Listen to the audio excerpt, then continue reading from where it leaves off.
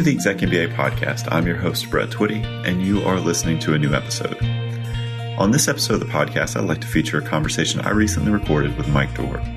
Mike is an Executive MBA format student in our class of 2020, and I recently sat down and talked with him a little bit more about his MBA journey, what led him to Darden, what he's enjoyed about his experience so far, and his advice for students who are considering pursuing an MBA. So without further ado, here is my conversation with Mike Doerr. Mike, welcome to the podcast. Brett, it is a pleasure to be here with you on the grounds in Roslyn, the Sands family grounds. It is a beautiful, wonderful evening looking out at the Georgetown skyline. Thank you so much for the opportunity. We have not figured out how to get the view onto the podcast yet, but Someday. So for our listeners at home, tell us a little bit more about you. Sure. So my name is, as Brett said, I'm Mike Doerr. Prior to coming to the Executive MBA program, I had a 10-year career, mostly in Virginia, in politics and in the nonprofit space. I assisted some politicians you may have heard of, including Governor Terry McAuliffe when he was both running for governor, and I served on his political committee when he was actually governor of the Commonwealth.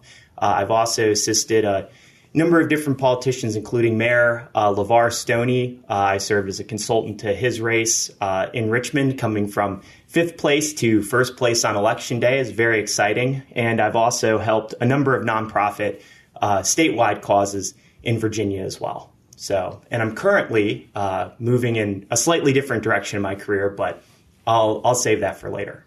Sure. So, as you mentioned, you had a deep political career. You've done a lot of things in politics. How did you start to realize you wanted to go get an MBA? Sure. So after about 10 years in the political and nonprofit space, I had an exciting opportunity from a longtime friend and mentor of mine as the former chairman, CEO of Allianz Global Assistance. It's a travel insurance company in Richmond, Virginia. They're the leader in the space. John actually started the company when in New York. He was a co-founder, sold it to Allianz, ran it, as I said, to sort of being the leader in the space. And he approached me to see if I wouldn't be able to help him launch a new company in Richmond called Magic Quote. We built an app that allows our customers to compare rates for car insurance. And I had a lot of great interpersonal marketing skills, a lot of things that translated really well to the startup sort of arena. But I quickly figured out that I was kind of in over my head doing this kind of entrepreneurial venture. And John, he has his MBA, and I really appreciated how he was able to bring solid, substantive business analysis to problems we were facing. And he ultimately encouraged me to go out and pursue this MBA in the executive format. My wife has been incredibly supportive as well. And so that's sort of what led me to the Darden program. And so when you think about sort of choosing Darden, what is it about the experience that resonated with you as a prospective student? Yeah. One, Brett, it was just a pleasure meeting you here in these offices.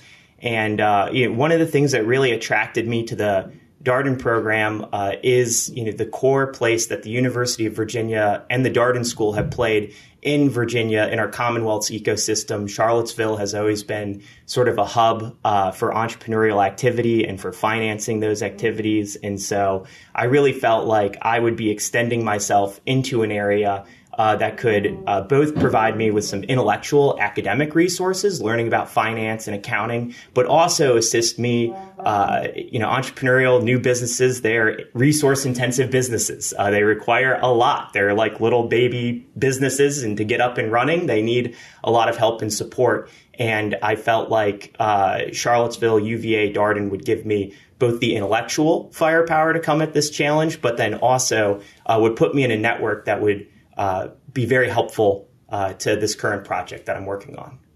So what do you enjoy most about working in an entrepreneurial space? You had mentioned that it draws upon some existing skills that you have, and obviously has stretched you in other ways. What do you enjoy about being in this kind of ambiguous world? Yeah, startup?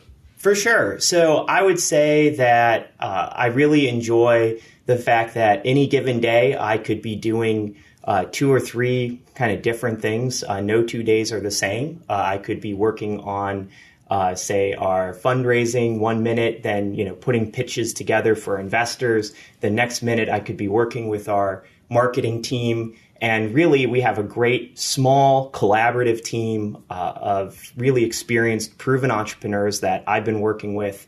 And it's just been great to, every day we look at, hey, what's the challenge? What's the roadblock that we have to get over today? And what's our strategy to do that? We're very collaborative about figuring that out. And then we're also very passionate and motivated about going out and taking on whatever business challenge it might be that we might be facing at the time. So, and that's very similar to the campaign world, where you don't have a lot of resources, but you have a lot of needs, and you just sort of have to go out and you have to figure things out. And you have to do that in limited time with limited resources, but with very talented, smart people who are very motivated, very dedicated, very passionate about what they're doing. So I've loved it. I've enjoyed it. So here we are, Q4. The program is flying along. I don't know if this is your experience with it, but it is amazing to me as someone who's only just proximate to your experience, how quickly everyone moves through the program. So you started in August. Here you are. You now taken, quite a few classes. This quarter, you're taking global economics and operations. And also you have an enterprise leadership course that's being taught by General George Casey. So a full quarter. What's been probably one of the most surprising things about the program so far for you? Actually, I'll say, Brett, I thought coming to this that I would be most challenged by some of the things that I was shallow in, such as the finance, the accounting classes, the backbone of some of these businesses that I just had never really dealt with directly in the political nonprofit space. And I've certainly been challenged in those types of courses, but really actually where I've been challenged has been even more so on building leadership, interpersonal skills. I think one thing that's amazing about this program is the way that the curriculum is linked to my practice as a professional, as an entrepreneur in my own business. And so we had a management communications class where I took a tool and I saw, oh, darn it, I'm not that good at getting feedback day to day. And I realized that unlike maybe some more established enterprises, I didn't have regular check-ins the way some might to see, hey, how am I really doing on the projects that I'm working on? And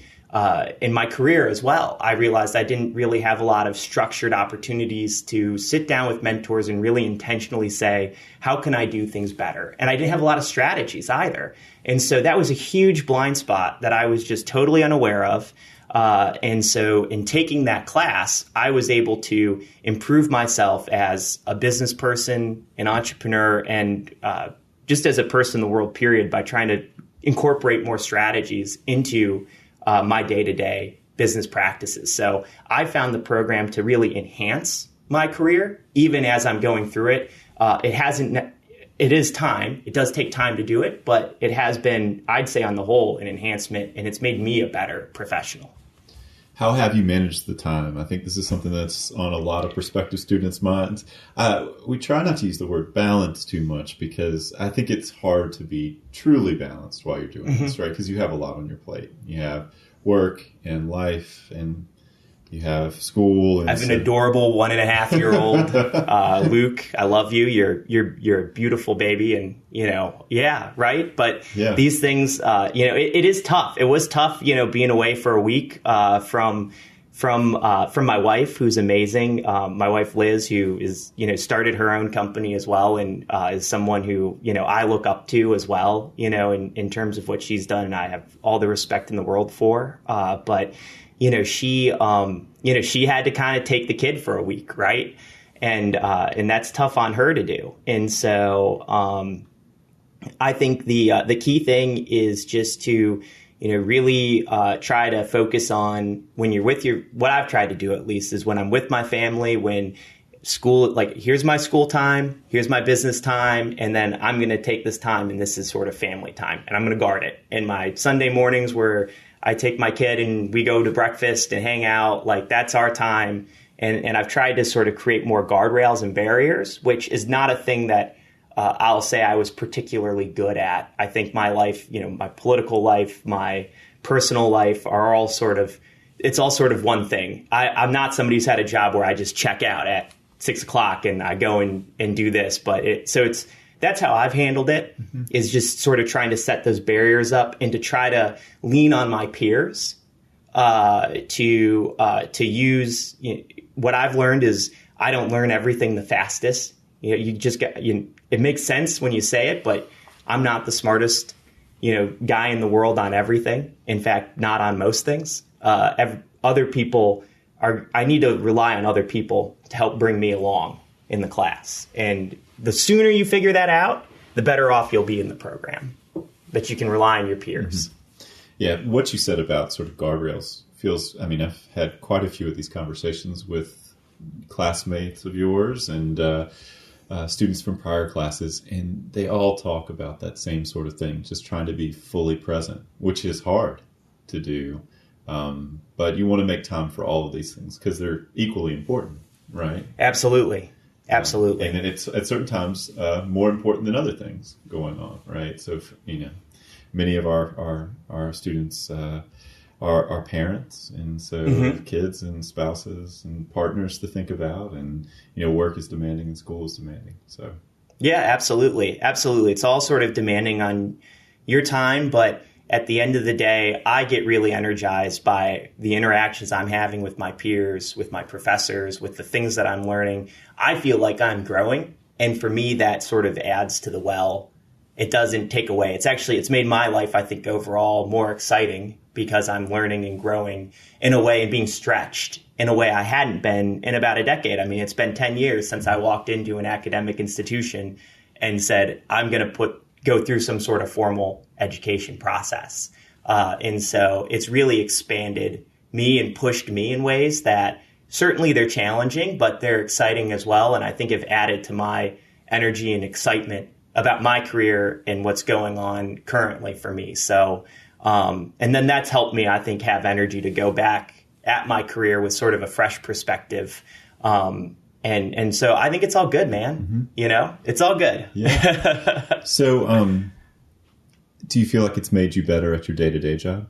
Absolutely. Hands down.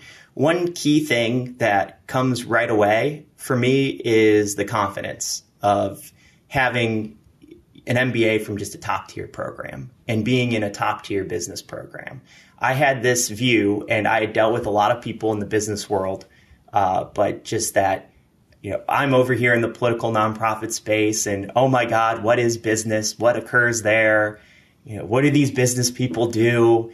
And I think to a certain extent, it's a matter of time before someone figures me out that I just don't know what I'm doing. And coming here and just learning a few things, even in the more basic, just straightforward intro courses, gave me enough of a ground to say, okay, I understand what we're talking about when we're talking about SG&A or, the cost of our goods sold, or knowing what those spreadsheets are, in finance, net present value, all this stuff. It's like, okay, I can wrap my head around it. And at the end of the day, they're measuring operations and outcomes, which is a thing that I've done in the political and nonprofit world. We just have different ways of evaluating those things, different KPIs that we track, and different outcomes that we try to produce. But so just learning that language and understanding just how that works has given me just a ton of confidence going back to the business world, and has made me a better professional, better entrepreneur, and has opened my mind up to opportunities that might exist that I don't think I ever would have considered prior to the program. So your point about sort of business and maybe a little bit of imposter syndrome and some of this is well taken, because I think what's on a lot of our students' minds is, well, I'm not an executive, or right, I don't have a traditional business background. And we always say, well, executive only really means schedule here. It doesn't mean organizational level.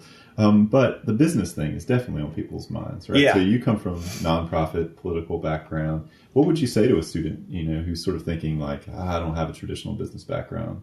I'm thinking about, going back to getting an MBA. I would say that there is a lot of value to the way that business people think about and analyze problems, and that can be incredibly valuable for helping someone who's been in a nonprofit or a political space turn around and analyze issues or problems in those two spaces. I think about, I have a way that I've thought about campaigns and elections and what's important in marketing and other things like that have been really significantly impacted by just understanding some things about business and the way that business problems are analyzed. Here's the other thing I'll say, though, is that I think folks in the political and the nonprofit world have a lot to contribute to the business world. The values that people in the political and nonprofit space bring, the way that they look at problems, which is different than, the way that folks who are in the business world will look at things. I think that you bring both of those two things together in a synergistic and collaborative way. I think real magic can happen for both the business people who are in the program and the people who come at it from a slightly different perspective, when we can come together and learn from each other. And so I'd say you're not a taker if you come to this program I never had a business class prior to this program. I never had an accounting class. I never had anything. I had math and contemporary society. I still remember it was I was a philosophy major in undergrad. So not a lot of really heavy finance going on in that class. And so, but I think my peers have learned a lot from, me just as much as I have been able to learn from those that have a, finance, Wall Street or accounting sort of background. So don't be intimidated. Everybody just kind of comes as they are, and through learning with each other, through the case method and in class collaboration and discussion, I think really magical things can happen in that classroom that I've seen occur, which is just amazing. So let's talk about the in-class experience a little bit more. One of the things I think is the value of the program, or one of the values of the program, I should say, for folks is that you get to encounter perspectives that are different than your own. Case method is a great venue for that. You want to talk about what some of those discussions have been like and how your classmates' thoughts may have shaped your own? Yeah, absolutely. Absolutely. Look, I think for the for the cases, the in-class discussions, first you learn maybe about 60% of the way on your own. You sort of do your case reading and you prepare your sort of source materials. And then you get the next sort of 20%. You have a learning team where you're sort of learning with them collaboratively, and they kind of help you get to the next, maybe 80% of the way. And then in class, you fill in, the final sort of 20%. And so, and in the classroom, I've been able to learn, especially, we have a great contingent of people who are here in the military, which is, not my background. I haven't served I don't come from a military family. Being in Virginia, there's a lot of that, and so I'm familiar with it, but really getting the perspectives of folks who have served, the leadership training that they've gotten, and, kind of the way that they approach problems has, for me, been one of the things that I'm very grateful for, having been able to experience as a part of the program.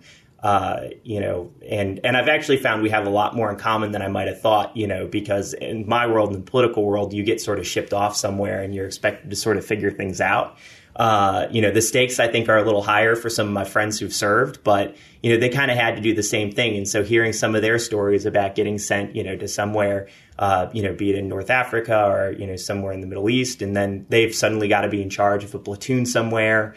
And they might be the youngest guy there, but there's people who are older than them who they suddenly have to lead and manage. I have just learned a ton from those guys, in our leadership, our LO class, and our management sort of communications classes. So yeah, it's every day there's something you pick up from other folks. So you're approaching the midpoint of the program. You're getting there. Q5 would be the midpoint. Mm-hmm. And so what's high on your list of things that you want to make sure you accomplish over this next year plus that you have in the program? Obviously you're going to have core classes, you're going to have electives, mm-hmm. a lot of mm-hmm. learning ahead. But when you think about these are the important priorities for me, what are they?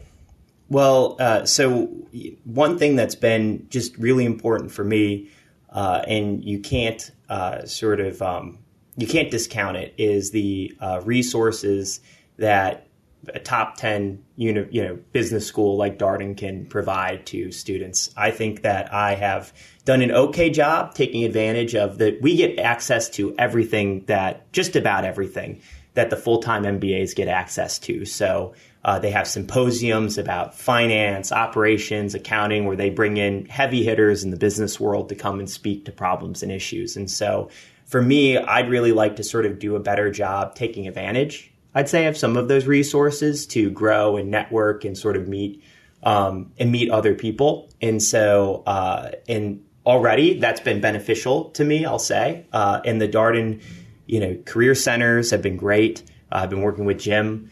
He sat down with me and gave me access to the alumni network, like right out the gates. And, because I was in a spot where I really needed some advice and some help with my business.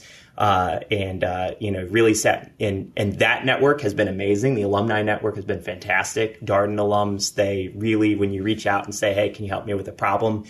I've shocked at how people I've never met will email me back and say, Mike, here's what I think you should do about that. I'm floored every time it happens. I'm incredibly grateful as well. And so for me, that's my number one thing, I think, is just trying to do everything I can to sort of, look, I'm going to learn a ton in the classroom. I think that's going well, obviously. But my number one thing, I think, while you're here is to get connected with just what I'd say is, just the best alumni group in the country. I mean, really, truly, that's what I've seen. And Darden has that reputation. I mean, truly, among top 10 business programs, our alumni are just the absolute best. So thinking back on when you were a prospective student, right? So not so long ago, when you were working on an application and thinking about coming to Darden, what do you wish you would have known, or what advice would you have given yourself knowing what you know now? Or what would be your advice generally for prospective students out there? Yeah, so my advice to prospective students, I would say definitely, one, come and get coffee with Brett Twitty. It's fantastic.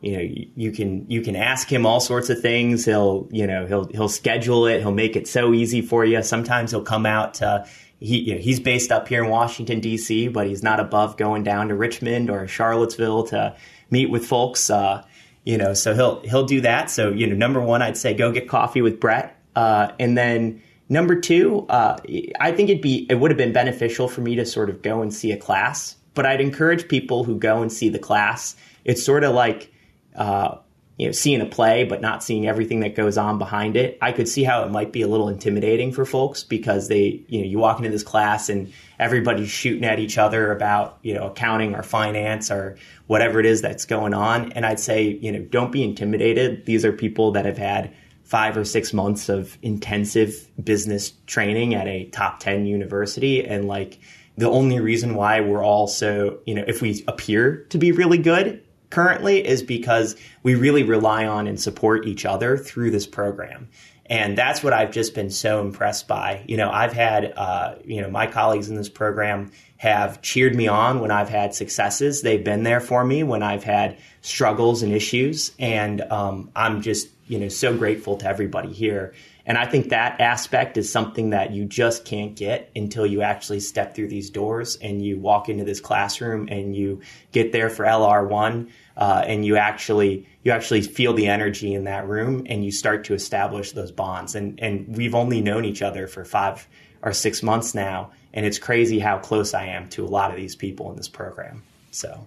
Well, there's a depth of relationship that happens because of the intensity of the experience, right? You're reading a lot, mm-hmm. You're learning, you're growing a lot. You're sort of it's designed to be transformational, which we emphasize. With this is not transactional, just here to get a degree and move on.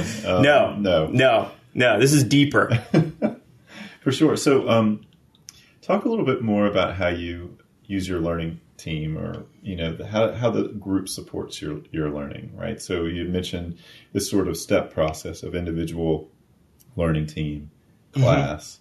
Mm-hmm. How does your team approach managing work? Yeah, sure. So for the first 2 sections, Brett, you get a learning team that's sort of assigned to you. Then after that, which is a thing I didn't sort of realize until we were a third of the way into the 3rd section. I was like, where's my learning team?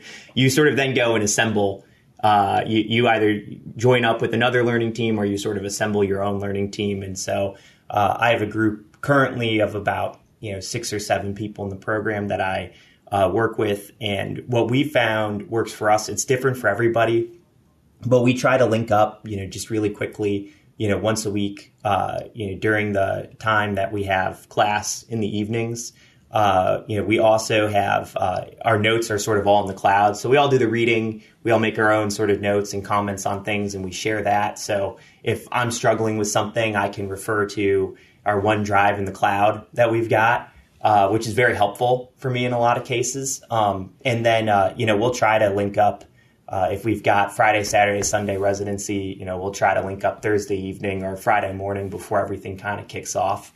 But I found it eminently manageable. It's not creeping into my life in sort of every place. The Darden program has this really great software that they use that really helps you keep track of all of your assignments. And it's not like you're writing a paper every week. I mean, a lot of it is prepare your case notes and then be prepared to sort of deliver in discussion. I don't want anybody to think that they're going to have to be writing, they're going to have to be doing just a ton of like assignments all the time, throughout the course of the week. That's not really sort of how the program works. You'll get tested, and you'll get tested on whether you know your stuff because you'll be able to participate in class, which is a huge part of your grade here at Darden. Yeah, it was. We had a prospective student event today, and it was great to hear Jim Dieter talk about sort of the academic experience from the faculty standpoint, and that the faculty acknowledge that the people who are doing this program are very busy people. Right. And they have full lives and a lot going on. And they want it to be as challenging as it reasonably can be. Right. For this group of people. Because that's why you're here. Right. Right. You're here because you want that. Right. And that's what gives the experience value. That's what gives the degree value and what makes it mean something. Right. And here's what I'll say, Brett. I don't feel like I'm doing like any busy work. Some of our undergrad experiences may have been, I've got a bunch of assignments or a bunch of papers that I have to do, and gosh darn it, I'd rather be, doing something else. But there's no busy work in this program. Everything is, I've always felt like everything, there's a value and a reason to why that I have something it is that I'm doing. And it's not just like, oh no, here's another like quiz I have to get ready for. Like, no, this is stuff that's really helping me improve through this class and get through this class. Even in macroeconomics, our first class where we had some quizzes throughout the course, there were 3 throughout the course, I think, of the initial class. But really the quizzes helped me stay on top of what it was that I needed to know. And they weren't so high risk in terms of the percentage of your overall grade that you were somehow, if you didn't do so well on one of them, that you were just, you're going to have to go and have a conversation with the dean or something about it. It's really designed around a professional's career and a busy professional's career. And, companies like Capital One, wouldn't send so many folks here if it was somehow, making those employees, not as productive. I think, they companies like that send people here because it actually makes them better, even while they're going through the program. So I want to ask you a little bit more about the participation aspect of the experience, because I think for some folks that may feel intimidating, right? The idea to speak up, group of people, 65 folks. I mean, what do those experiences feel like? What you mentioned that your classmates have cheered you on when you've had success in the program. Talk about that a little bit more. Yeah, sure. So, look, for me, participation was not something that I was stressed about. For me, participation, I'm somewhat more outgoing than most. I'm not scared about sort of being wrong about something when I open my mouth. Maybe I should be a little more so. But I'm fine with saying something and being wrong and having somebody say, hey, Mike, I don't agree with that, right? The whole political world I was in, half the people don't agree with you, and